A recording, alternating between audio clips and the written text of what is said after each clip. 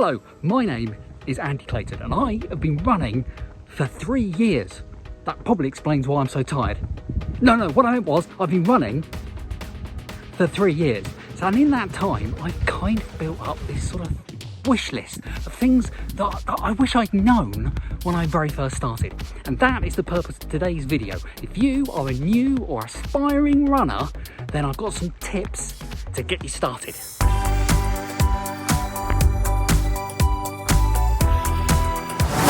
Now, tip number one, we're going to start with number one. It would be weird if we started with tip number 3, is to make a plan. In actual fact, not just make a plan, make lots of plans. Now, when I very first started or wanted to start running, I went out and kind of thought, oh, I know, I'll run to the lamppost, and then the next day I'll go out and I'll run to the second lamppost, and I just got to see how far I can get over time. I don't think I ever made it as far as the third lamppost. There was no structure to it. And then I discovered something called Couch to 5K, and that is definitely the program I would recommend for people who are starting to run. And if wherever you are in the world, there will be a Couch to 5K program, there'll be an app for it or a website, anything like that. You'll be able to find it. Look wherever you live, there'll be one for you. If you're in the UK, the one that I recommend is the NHS and BBC Get Inspired Couch to 5K app. It's completely free, so it doesn't cost you a penny. That's what free means. And when you download it, it can talk you through those early stages of running, and it can really help you to get started. Trust me, once you have got that app, once you have started to run using that app, you will not look back. So make a plan, and then when you get towards the end of your starting program, if it is Couch to 5K or whatever it is, continue to make those plans, continue to set yourself goals, whether it's 10K, whether it's to do 5K in 30 minutes, keep setting those goals. It'll give you that motivation to keep getting out there. All right, the next tip is to do with running clobber, the stuff that you put on. And when you very first run, you might think you've got to go out and spend a fortune on some gold-lined Lycra running shorts or something, but you really don't have to do that. When you first start in Couch to 5K or a similar kind of introductory program, the thing to do is just to get out there. That's really the biggest tip I can give you. But don't worry about what you wear. Just an old pair of joggers, some old t-shirt, just an old pair of trainers. It's fine, because when you start, most of what you'll be doing is walking, believe it or not, and you'll gradually build up until you get to the point, it's like a tipping point, where you'll suddenly be running more than you're walking. And at that point, maybe you want to think about getting some running gear. And the thing to look for is running gear made of wicking material wicking properties. And what that does is to take your sweat away from your skin, make it much nicer conditions to run in. So look for wicking material.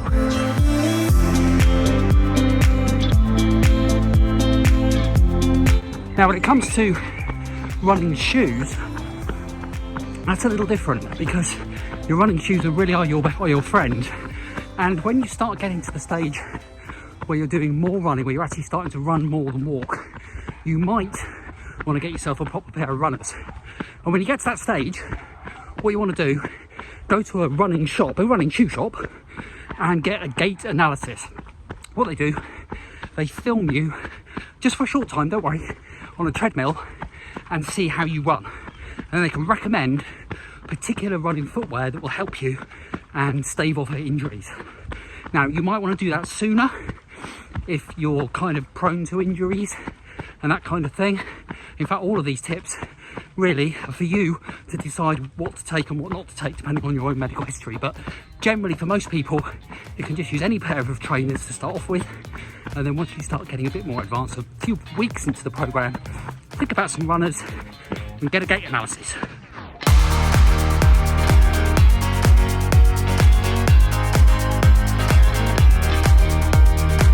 Now, the next tip this might sound ridiculous, but it's to try and set yourself a bit of a schedule, because human beings, we are creatures of habit. I mean, you know, we sit on the same seat at the bus, you probably go on the same day to do your shopping, you probably sleep on the same side in the bed, you probably have your breakfast at the same time, you do the same things. We really are creatures of habit. We just can't help ourselves. So if you can set yourself a bit of a schedule where you go out running on a particular day, a particular time. Yeah, I know life can sometimes get in the way with that, and family commitments and work and what have you can make that difficult.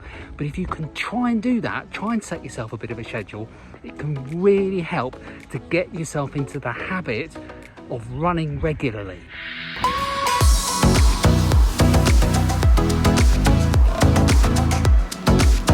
So another tip, when you're out running, and this is going to sound nuts, and that is, don't forget that as well as having legs, you also have arms. Now that sounds crazy, because if you don't move your legs, then fair enough, you're not going to be going very far on your run. But actually, swinging your arms about does not help to kind of push you through, particularly when you're finding it tough. So remember, swing those arms.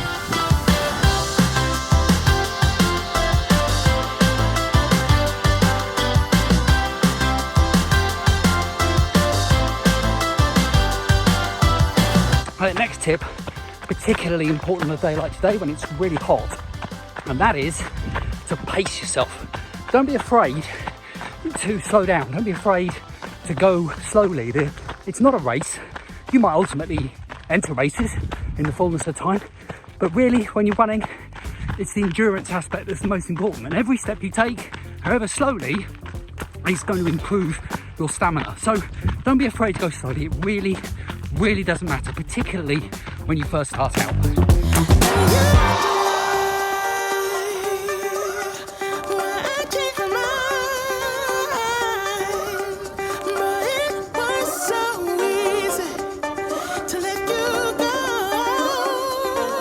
Oh, just finished a run. So, how far did I go? What did I actually achieve then? Well, some sort of tracking is a good thing to do, even right back at the start when you first start running. It's great to know how far you've gone. And there are all sorts of devices out there that can do that. Garmin is used by a lot of people who watch this channel. I know it's very popular. There's also Fitbit, of course. I have an Apple Watch and I use that for tracking. So there's all different options. But if you don't want to wear a sort of wristband thing, you don't have to. You can download lots of different apps. There's Nike Run Club, there's the Strava app, for example, and you can actually start tracking your run on your phone just using the device. And with the GPS in there, it can track where you go, and also like how far up and down and all that kind of stuff. Your elevation, that's the word I was looking for. So it's a good thing to do because you can then track your progress. So do some sort of tracking. Again, if you don't want to spend a lot of money, use your smartphone to start off with, and then once you really get into it, perhaps invest in some kind of tracking band, and then it will show you like your best times and all that kind of stuff. And again, it's all stuff that keeps you motivated. So speaking of times, I'm going to put my times up on the screen for today's run. I've just done a 10k, and this is what I do in every video. I put my times up on the screen, kind of what 104-ish today. That's okay. It's pretty average for me, but I'm pretty happy with it. It's okay. And you can do the same. You can track how far you go, how quick you go, and give yourself some motivation.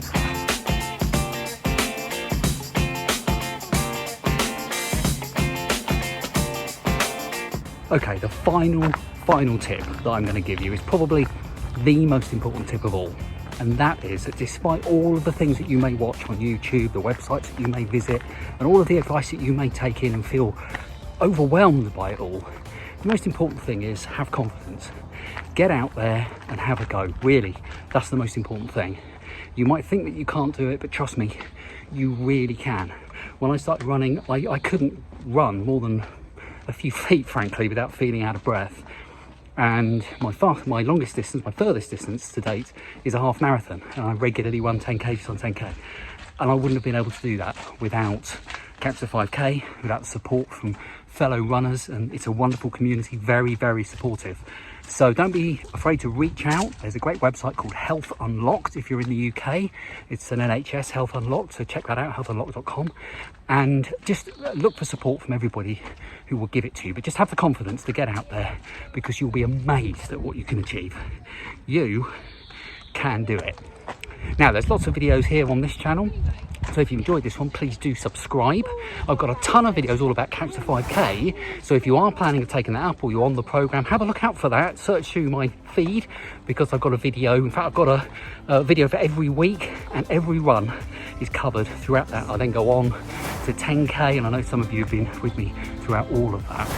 So, thanks again for watching, and see you for a future video. You can do it.